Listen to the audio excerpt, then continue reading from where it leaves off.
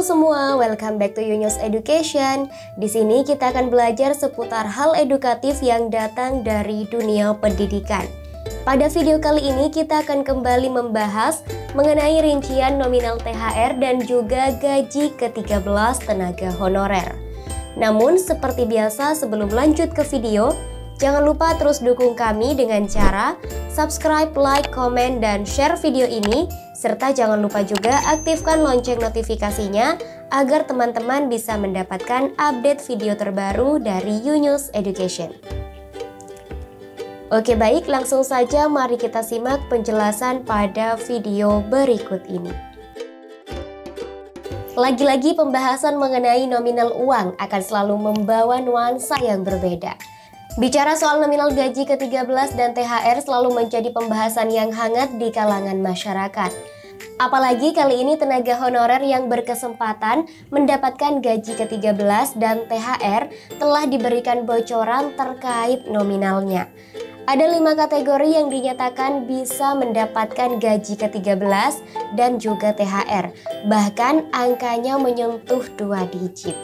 Untuk kalian yang penasaran, kalian bisa simak video ini hingga akhir agar kalian bisa mengetahui jumlah angka yang tercantum mengenai nominal gaji ke-13 dan juga THR yang akan didapatkan oleh para tenaga honorer. Menjelang bulan Ramadan memang banyak kalangan yang menantikan cairnya THR di tempat kerja mereka masing-masing. Begitu juga dengan yang dirasakan oleh para tenaga honorer. Meski isu penghapusan masih menghantui, setidaknya ada bayangan bisa mendapatkan tunjangan di hari raya. Mengacu pada PP nomor 16 tahun 2022 yang menjelaskan tentang aturan dan syarat penerima gaji ke-13 dan juga THR oleh 5 kategori non-ASN berikut ini. Dari PP tersebut akan diketahui siapa saja yang masuk ke dalam 5 kategori non-ASN. Berapa ya kira-kira gaji ke-13 dan THR yang akan didapatkan oleh 5 kategori ini? Tunggu dulu, kalian harus menyimak beberapa hal berikut sebelum intip nominal gajinya. PP nomor 16 tahun 2022 mengatakan ada 5 kategori honorer yang bisa mendapatkan gaji ke-13 dan THR. Di antaranya yang pertama, tenaga honorer yang bekerja di lembaga non-struktural. Yang kedua, tenaga honorer yang bekerja di Badan Layanan Umum atau BLU. Yang ketiga, tenaga honorer yang bekerja di Badan Layanan Umum Daerah atau BLUD. Yang keempat, tenaga honorer yang bekerja di perguruan tinggi baru. Dan yang kelima, tenaga honorer yang bekerja di lembaga penyiaran publik.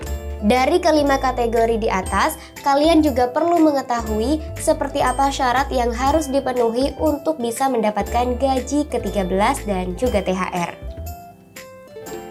Syarat yang pertama, kalian harus merupakan warga negara Indonesia. Yang kedua, sudah melaksanakan tugas pokok organisasi dalam kurun waktu minimal 1 tahun atau secara terus-menerus sejak pengangkatan atau penandatanganan perjanjian kerja. Yang ketiga, pendanaan belanja pegawai bersumber pada APBN ataupun APBD. Yang keempat, telah diangkat oleh pejabat yang berwenang atau telah menandatangani perjanjian kerja. Bagi honorer yang belum genap setahun bekerja, bisa mendapatkan gaji ke-13 dan juga THR dengan syarat honorer telah menandatangani perjanjian kerja yang telah ditandatangani oleh pejabat yang berwenang. Lanjut, berapa ya kira-kira nominal gaji ke-13 dan THR yang nantinya akan didapatkan oleh mereka? Bahkan nominalnya dikabarkan menyentuh hingga 2 digit. Berikut nominal gaji ke-13 dan THR yang akan diberikan sesuai dengan kategori masing-masing.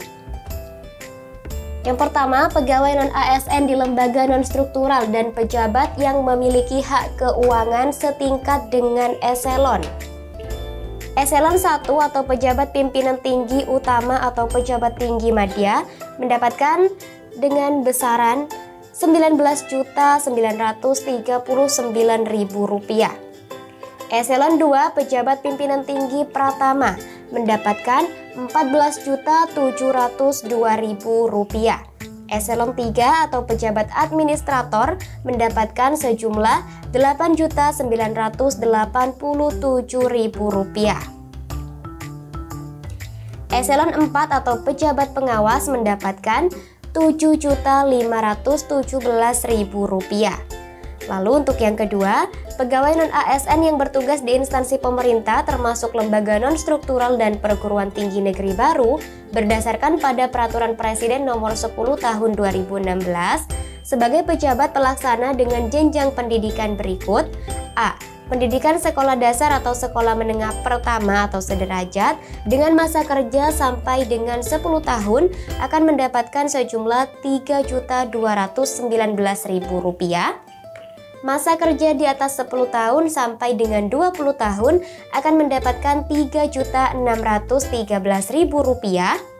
Lalu bagi mereka yang masa kerjanya di atas 20 tahun akan mendapatkan Rp4.079.000. Lalu bagi sekolah menengah atas atau diploma 1 ataupun sederajat dengan masa kerja sampai dengan 10 tahun akan mendapatkan Rp3.842.000. Lalu bagi mereka yang masa kerjanya di atas 10 tahun sampai dengan 20 tahun akan mendapatkan sejumlah Rp4.329.000 dan bagi mereka yang masa kerjanya di atas 20 tahun akan mendapatkan sejumlah Rp4.984.000.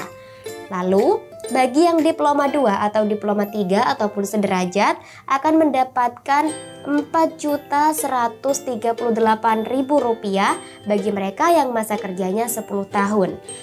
Namun bagi mereka yang masa kerjanya di atas 10 tahun sampai dengan 20 tahun akan mendapatkan Rp4.657.000.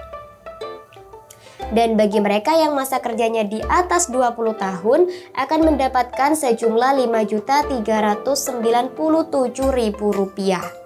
Dan bagi mereka yang strata 1 ataupun diploma 4 ataupun sederajat dengan masa kerja sampai dengan 10 tahun akan mendapatkan Rp4.735.000 dan bagi yang masa kerjanya di atas 10 tahun sampai dengan 20 tahun akan mendapatkan Rp5.394.000. Lalu bagi mereka yang masa kerjanya di atas 20 tahun akan mendapatkan sejumlah Rp6.229.000. Dan bagi mereka yang strata 2 ataupun strata 3 ataupun sederajat dengan masa kerja sampai dengan 10 tahun akan mendapatkan Rp5.064.000 dan bagi masa kerja yang di atas 10 tahun sampai dengan 20 tahun akan mendapatkan Rp5.770.000. Lalu bagi mereka yang masa kerjanya di atas 20 tahun akan mendapatkan Rp6.769.000. Nah, itulah dia tadi beberapa rincian nominal gaji ke-13 dan THR yang akan didapatkan oleh kalian yang memenuhi kategori yang telah merujuk pada PP nomor 16 tahun 2022 sesuai dengan ketetapan pemerintah. Semoga kalian termasuk salah satunya dan semoga informasi ini dapat membantu dan bermanfaat bagi kalian semua. Sekian, sampai jumpa di video Yunus Education berikutnya.